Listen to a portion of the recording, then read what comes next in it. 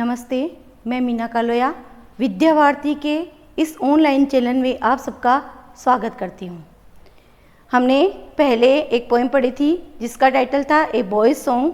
आज हम 12th class के कंपलसरी इंग्लिश का जो अपनी बुक चल रही है कंपलसरी इंग्लिश, उसकी जो फर्स्ट बुक है उसमें से हमने पोएम का दूसरा टॉपिक लिया है जिसका नाम है द नोबल नेचर।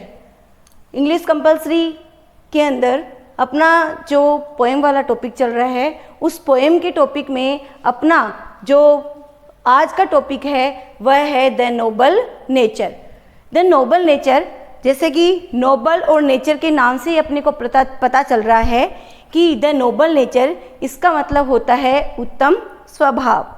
अब ये जो पोएम है ये किसके द्वारा लिखी गई है, वो है जो पोएट नेम है वो है बेन जॉनसन। ये इंग्लिश लिटरेचर में अपना एक अच्छा महत्व रखते हैं, अपना एक अच्छा स्थान रखते हैं। कौन? Ben Jonson.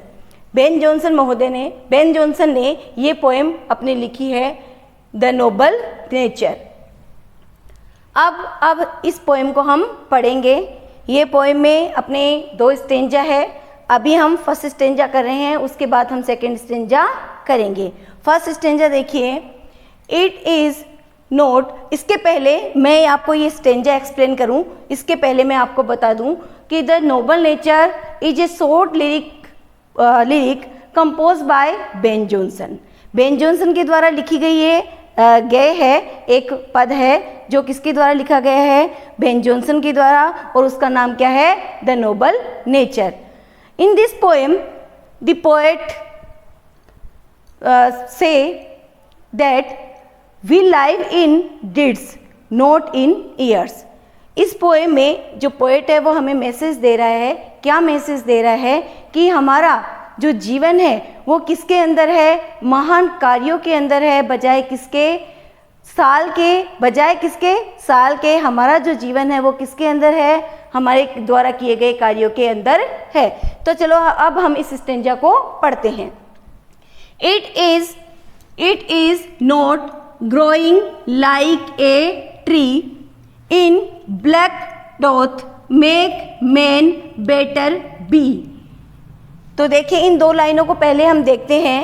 It is not growing like a tree in black। black का मतलब होता है बिग साइज। क्या मतलब होता है? Big size. बिग साइज का मतलब बड़ा आकार। तो यहाँ पर जो पोएट है वो ये कह रहे हैं कि वृक्ष की भांति, किसकी भांति? देखो लाइक आया है, वृक्ष है, तो वृक्ष की भांति आकार में बड़ा होना व्यक्ति को क्या नहीं बना देता है? महान नहीं बनाता है।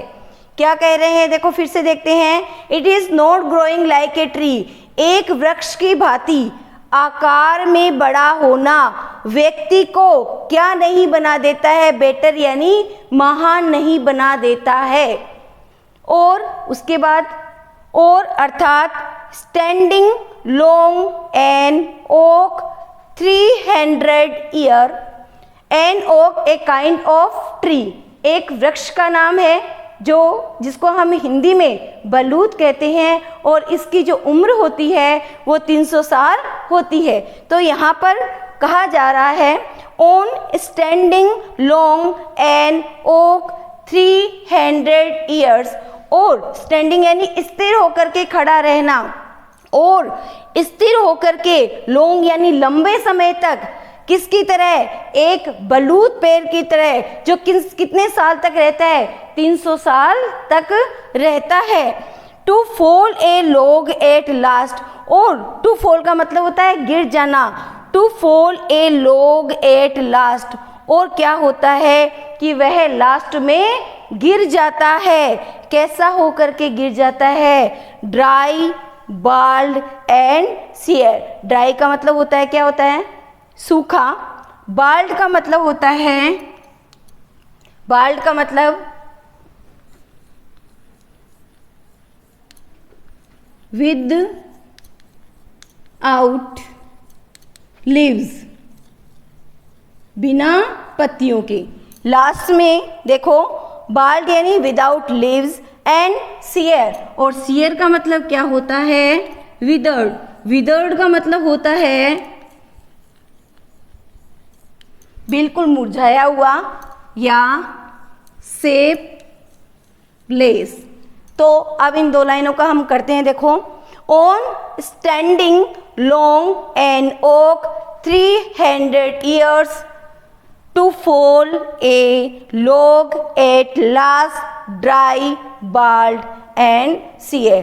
तो यहाँ पर पोएट कह रहे हैं कि एक लंबा लॉन्ग यानी लंबे समय तक किसकी तरह?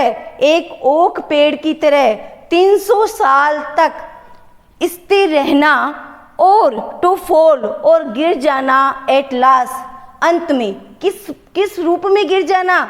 एट लास्ट गिर जाना अंत में, सूखा होकर के, बिना पत्तियों के, और विदर्ड यानी मुरझा करके।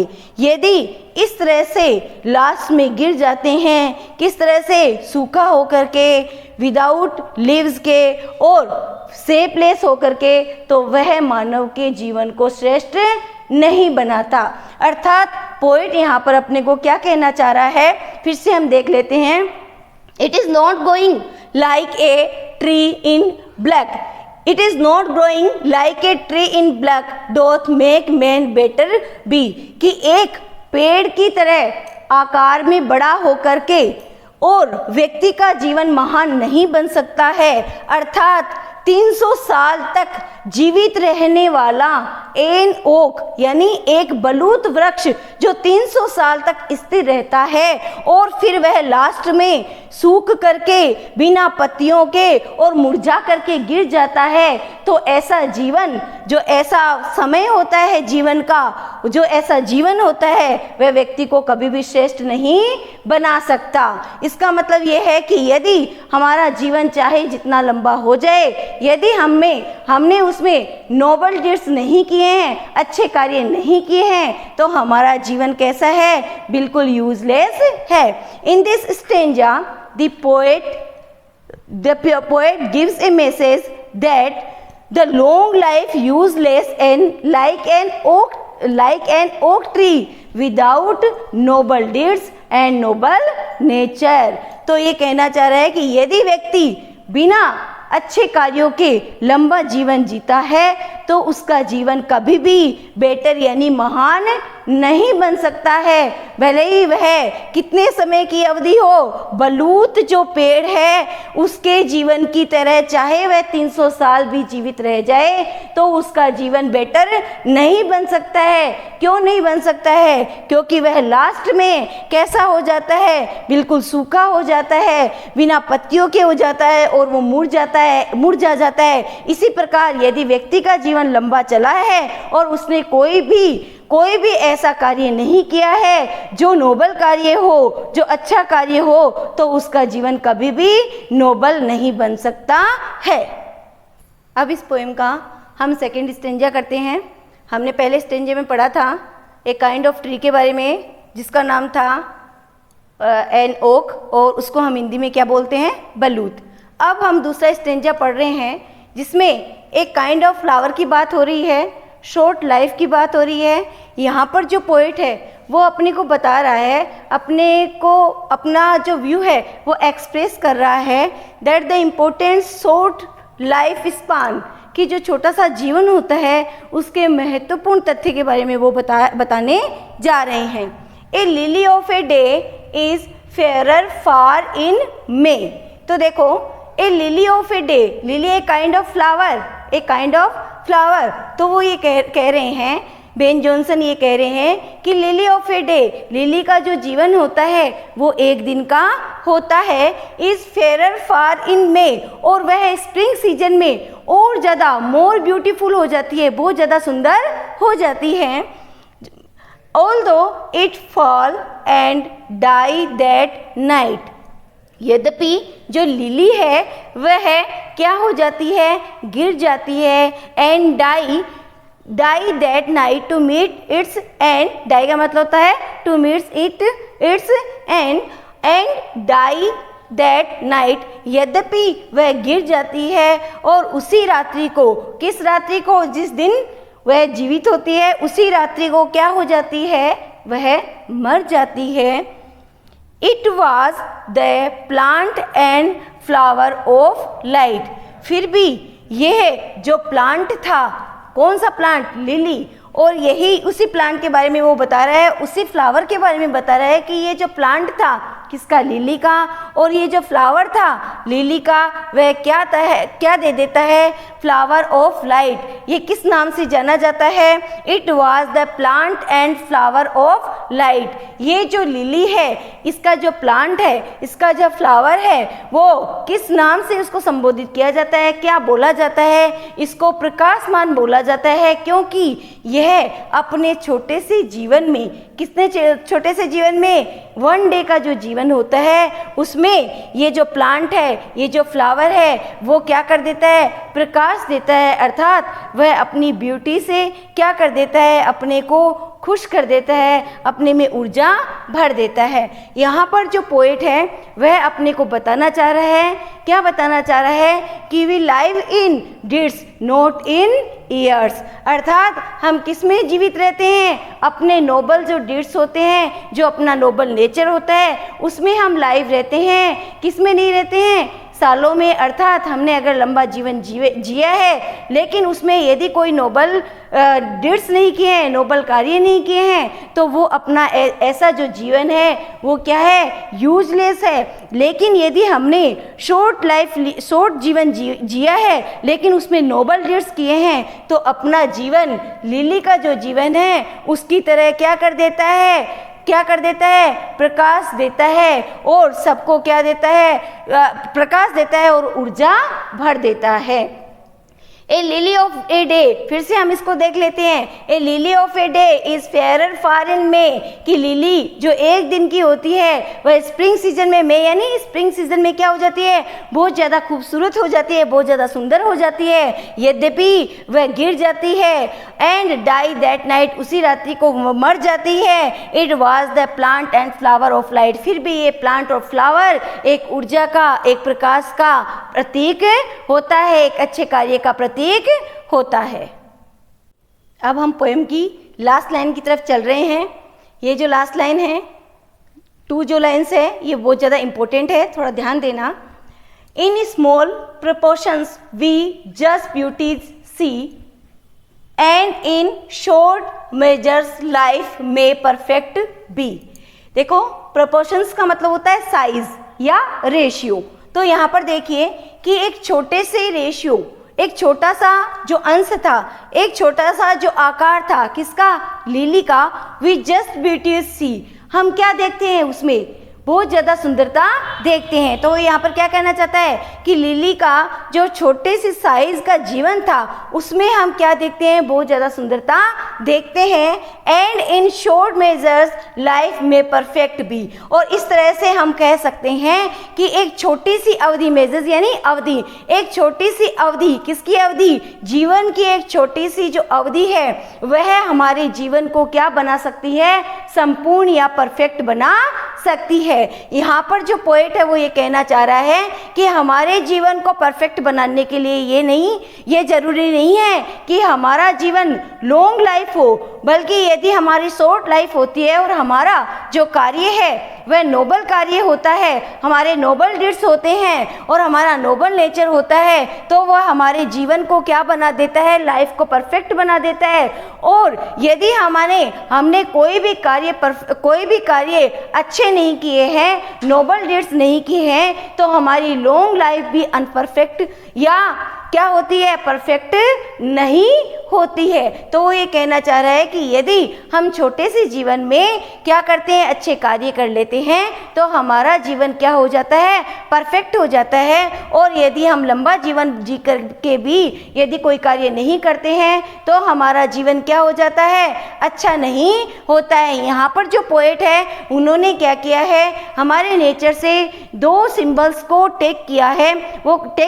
वो कौन कौन से सिंबल है? एक तो है लिली जो एक काइंड ऑफ फ्लावर है, और एक दूसरा है एन ओक जो क्या है? एक काइंड ऑफ ट्री है। यहाँ पर जो लिली है वो शॉर्ट लाइफ का प्रतीक है, और एन ओक जो है वो लंबे जीवन का प्रतीक है। अब हम इसके हार्ड वर्ड्स को करेंगे। अब हम इसके मेन जो हार्ड वर्ड है इस पोएम के, उनको हम देख लेते हैं ताकि अपने को ये पोएम अच्छे से समझ में आ जाए। वैसे मैंने इनको पढ़ाते हुए आपको एक्सप्लेन किए हैं, लेकिन एक बार मैं इनको लिख देती हूँ तो शायद आपको और अच्छे से समझ में आ जाएंगे।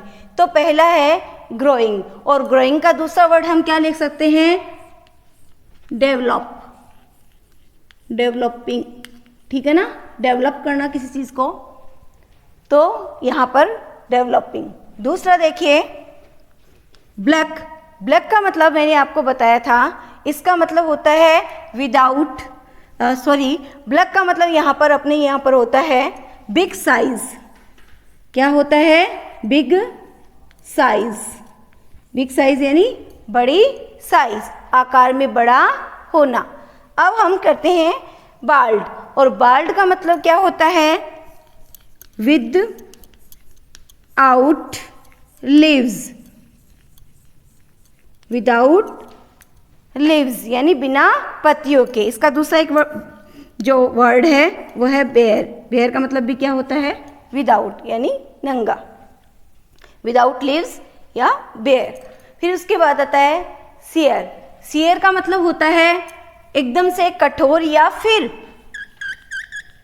विदर्ड, विदर्ड का मतलब होता है मुरझाया हुआ, या फिर हम इसको ले सकते हैं शेपलेस, जिसकी कोई आकृति ना हो, बिल्कुल मुरझा गया हो, विदर्ड हो गया हो, शेपलेस हो गया हो, ठीक है। इसका दो हमने यहाँ पर लिख दिए हैं।